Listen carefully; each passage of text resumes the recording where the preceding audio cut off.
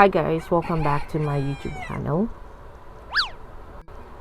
Hi guys, welcome back to my YouTube channel, and this is the part 2.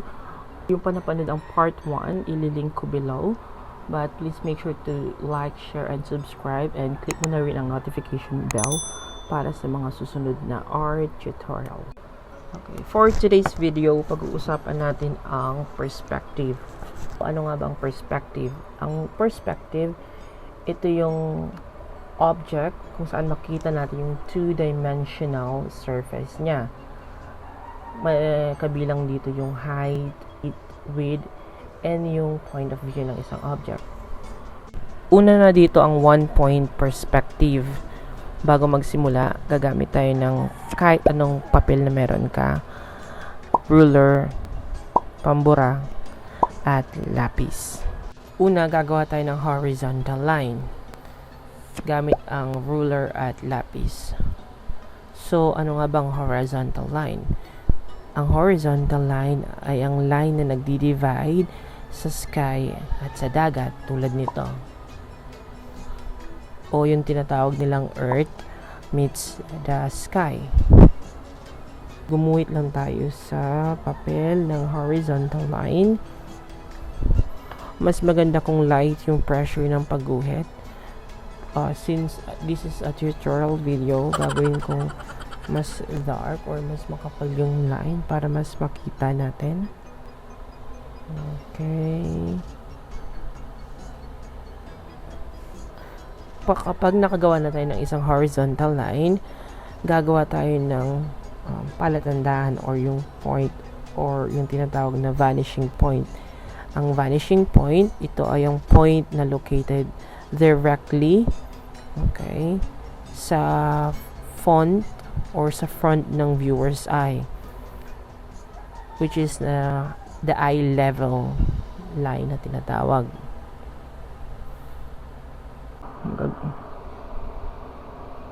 Mag-create tayo ng vanishing point or yung pagmumulan ng perspective natin. For example, dito sa gitna. Ilalim nito, gagawa tayo ng maliit na square. Or any square.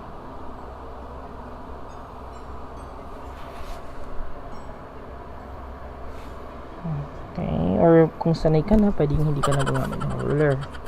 Pero since tutorial to, okay, so yung mga corner niya, i-connect natin dito sa point na to para magkaroon tayo ng shape.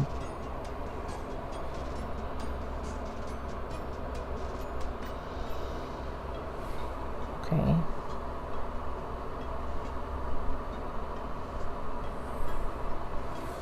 Then sa wide na to, or kahit ano dito, pwede tayong gumawa ng okay. Then align. Since perspective mo to at ito yung nakikita ng mata mo, yung mga lines na excess lines, kailangan natin burahin.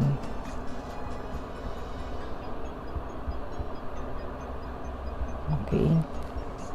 Maraming lines, pero since gumagawa tayo ng fake na object, na cube, buburahin natin yung mga lines.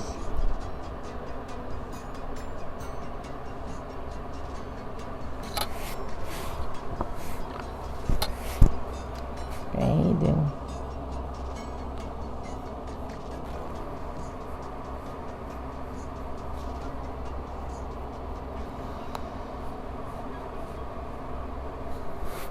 okay.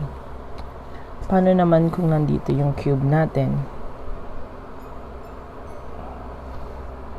Gawa tayo ng line.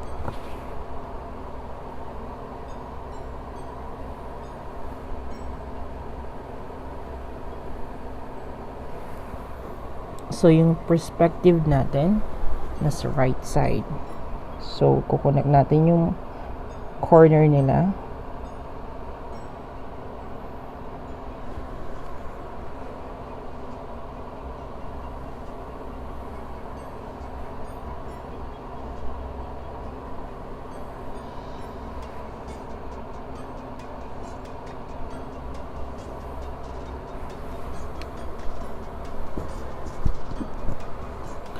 And then, gagawa tayo ng square or line dito.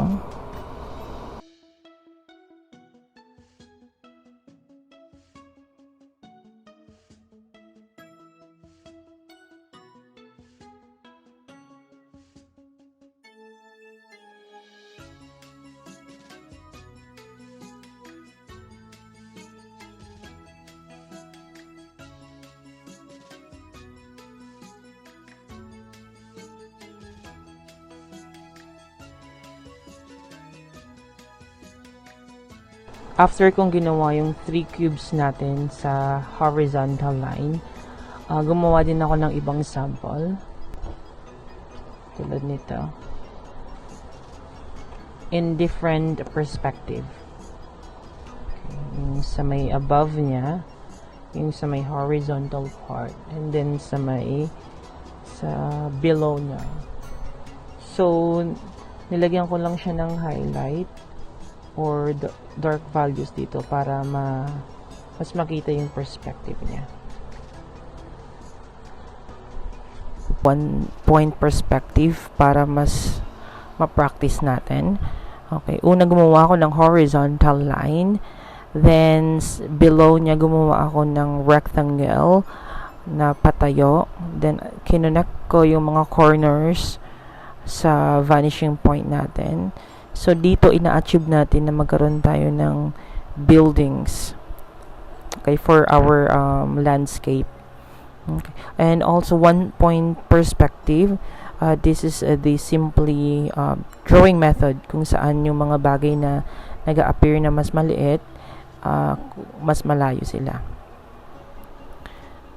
And nag-intersect din sila sa tinatawag nating vanishing point. Mostly 1 point perspective, it's very popular method for architects, illustrators, especially when drawing interior designs or anything like structures, yung mga design na nakikita natin. Okay, sa side niya, gumawa rin ako ng maliliit na mga rectangle na pahiga. Then, ini-erase ko yung mga excess na lines sa building. Any lines, pwede kang gumawa, or any square, any form ng square, pwede kang gumawa. Also, mas maganda kung gagawa kayo ng landscape or design, mas maganda kung madahan muna yung kamay natin, yung light, yung pag-apply natin sa pencil para hindi tayo mahirapang mag-erase. Okay, mas kinapalang ko lang siya para mas makita, kasi if light, malabo na siya. Okay, gumawa rin ako ng line para magiging sidewalk natin.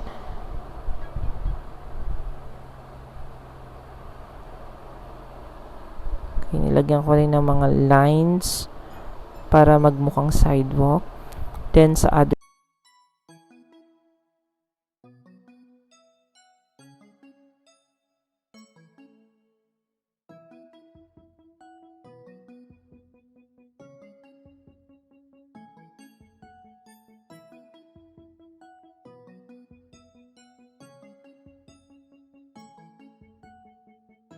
side,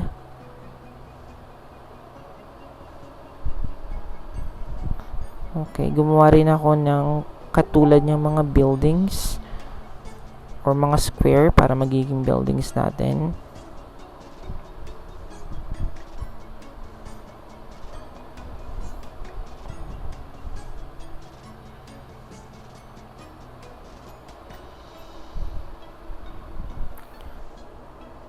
Okay, for the next video, pag-aaralan naman natin ang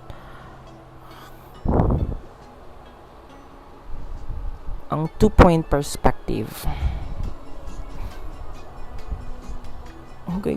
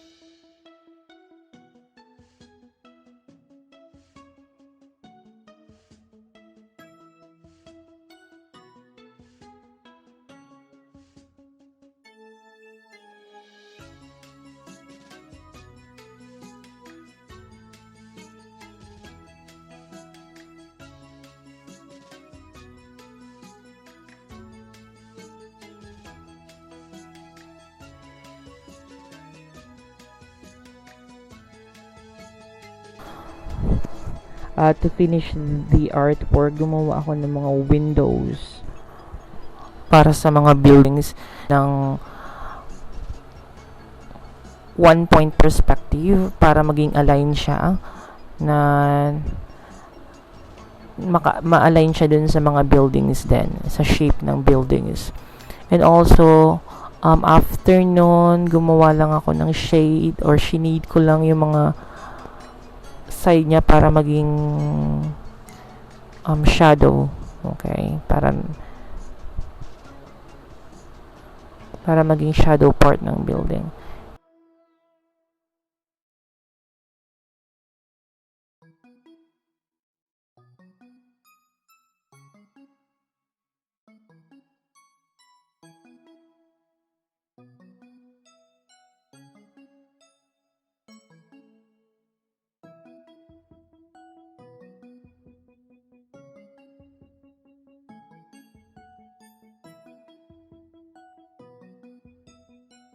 Yan, that's the simple artwork I have. If may natutunan kayo sa video na to, please like, share, and subscribe na rin.